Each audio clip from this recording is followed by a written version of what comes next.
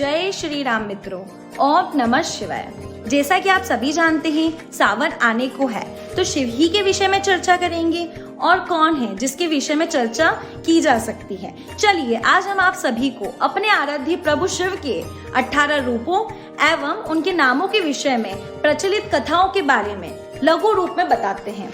लघु इसीलिए क्योंकि सविस्तार बताने लगेंगे तो ये वीडियो कम से कम 2 दिवस का चलचित्र बन जाएगा। देवादिदेव शिव की लीलाओं की तरह शिव की महिमा भी अपरंपार है, जिसकी वजह से देवादिदेव के नाम भी बड़े निराले और अनेक हैं। पुराणों में शिव को कई नामों से पुकारा गया है, जिनका संबंध किसी न किसी घटना या उद्धार से जुड़ा हुआ है। शिव के किस नाम के पीछे क्या कारण है, यही हमारी आज की चर्चा का विषय है। तो दोस्तों वीडियो को अंत तक जरूर देखें। पहला, शिव जो समस्त कल्याणों के निदान है और भक्तों के समस्त पाप और त्रिताप का नाश करने में सदैव समर्थ है, उनको शिव कहते हैं। दूसरा, पशुपति वैदिक ज्ञान के अनुसार ज्ञान शून्य अवस्था में सभी पशु माने गए हैं एवं जो मनुष्य सबको अविशेष रूप में देखता हो वे भी पशु कहलाते हैं। अतः ब्रह्मा से लेकर स्थावन प्रयत्न सभी पशु माने जाते हैं। और शिव तो सबको ज्ञान देने वाले और उनको अज्ञान से बचाने वाले हैं, इसीलिए तो वो पशुपति कहलाते हैं। तीसरा, मृत्युंजय यह आदि सत्य है कि मृत्यु को कोई भी जीत नहीं सकता। स्वयं ब्रह्मा भी युतांत में मृत्यु कन्या के द्वारा ब्रह्म में लीन होने पर महादेव का एक बार निर्गुण में लय होता है, अन्यथा अनेक बार मृत्यु की ही पराजय होती है। समुद्र मंथन के दौरान प्रभु शिव ने देवों की रक्षा के लिए विष का पान कर मृत्यु पर विजय प्राप्त की थी, इसीलिए तो वह मृत्युंजय कहलाते हैं। चौथा, त्रिनेत्र कथा है कि एक बार भगवान शिव शांत रूप में बैठे हुए थे। उसी अवसर में हिमदित नया भगवती पार्वती ने विनोदवश होकर पीछे से उनके दोनों नेत्र मूंद लिए। नेत्र क्या थे? शिव रूप त्रिलोकी के चंद्र और सूर्य थे। ऐसे नेत्रों के बंद होते ही विश्व भर में अंधकार छा गया और संसार अकुलाने लगा। तब शिव जी के ललाट से युगातकालीन अग्नि स्वरूप तीसरा नेत्र प्रकट हुआ, जिसके प्रकट होते ही 10 दिशाएं प्रकाशित हो गई। अंधकार हट गया और हिमालय जैसे पर्वत भी जलने लगे।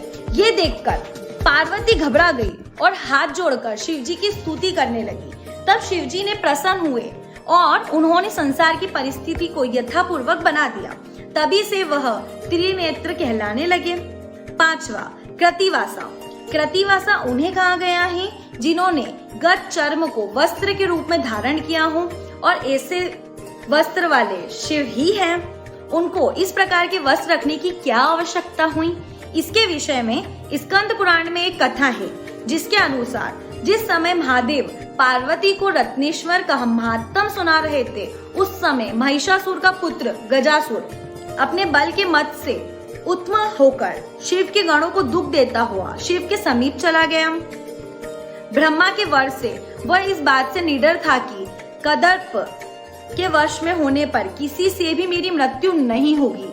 किंतु जब वह कदर्प के दर्प का नाश करने वाले भगवान शिव के सामने गया, तो उन्होंने उसके शरीर को त्रिशूल से टांगकर आकाश में लटका दिया। तब उसने वहीं से शिव की पूर्ण भक्ति भाव से स्तुति की, जिससे प्रसन्न होकर उन्होंने वर देना चाहा। इस पर गजासुर ने अति नम्र होकर प्रार्थना की, हे दिगंबर, यदि आप मुझ पर प्रसन्न हैं, तो कृपया कर मेरे चर्म को धारण कीजिए और कृतिवासा नाम रखिए। जिस पर शिव जी ने एवमस्तु कहा और वैसा ही किया। छठा, पंचकत्र एक बार भगवान विष्णु ने किशोरा अवस्था का अत्यंत मनोहर रूप धारण किया। उसको देखने के लिए ब्रह्मा जैसे चतुर्मुख और अनंत जैसे बहुमुख अनेक देवता आए, और उन्होंने एक मुख वालों की अपेक्षा का लाभ उठाया।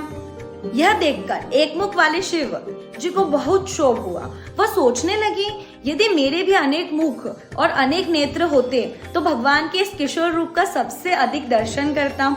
बस फिर क्या था, इस वासना के उदय होते ही वह पंचमुख हो गए और प्रत्येक मुख में 3-3 नेत्र बन गए।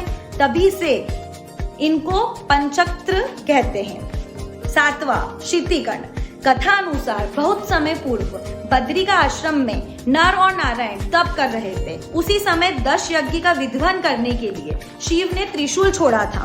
देव योग से वह त्रिशूल यज्ञ विध्वंस कर नारायण की छाती को भी भेद गया और शिव के पास आ गया।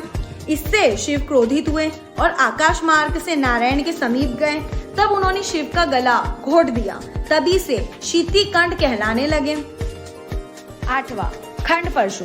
उसी अवसर पर नर ने पशु के आकार की एक तृण खंड को ईशिका वस्त्र से अभिमंत्रित कर शिव जी पर छोड़ा था और शिव ने उसको अपने महत्व प्रभाव से खंडित कर दिया।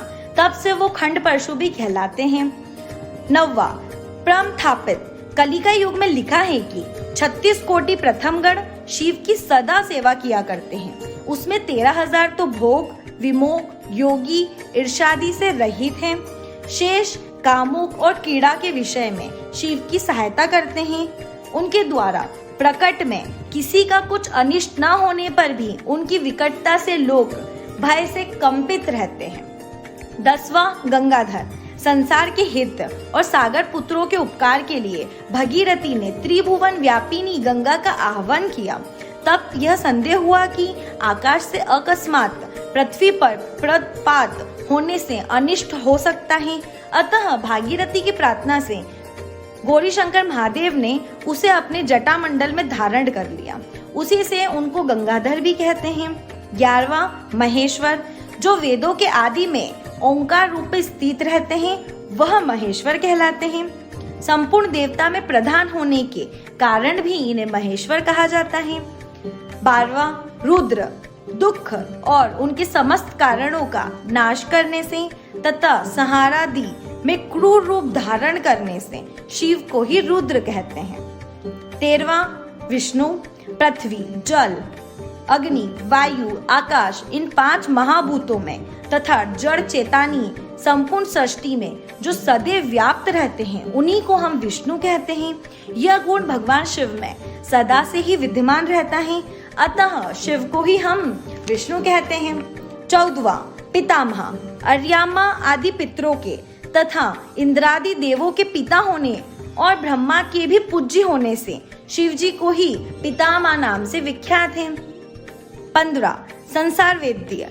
जिस प्रकार निदान और चिकित्सा के जानने वाले सवेद्य उत्तम प्रकार की महाऔषधि और अनुभूत प्रयोगों से सांसारिक प्राणियों के समस्त शरीरों को रोगों को दूर करते हैं, उसी प्रकार शिव अपने स्वाभाविक दयालुता से सांसारिकों को भय रोग से छुड़ाते हैं।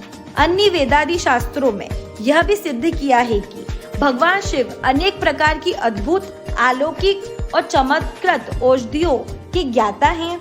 उनके पास से अनेक प्रकार की महाऔषधियां प्राप्त हो सकती हैं और वे मनुष्यों के सिवाय पशु, पक्षी, कीट, पतंग आदि ही नहीं, स्थावर जगतमात्मा संपूर्ण सृष्टि के प्राणी मात्र की प्रत्येक व्याधि के भी ज्ञाता हैं और उनको दूर करने वाले भी हैं।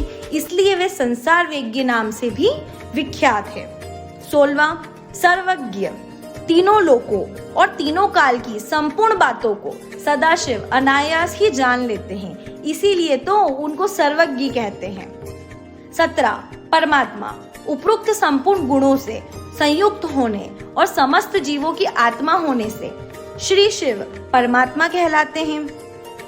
18वां और आखिरी कपाली। ब्रह्मा के मस्तक को काटकर उनके कपाल को कई दिनों तक कर में धारण करने से कपाली भी कहे जाते हैं। दोस्तों, ये लेख हमने समस्त भक्त जनों के ज्ञानवर्धन के लिए लिखा है। देवादिदेव के इन नामों के आध्यात्मिक महत्व पर हम आगे किसी लेख में अवश्य चर्चा करेंगे।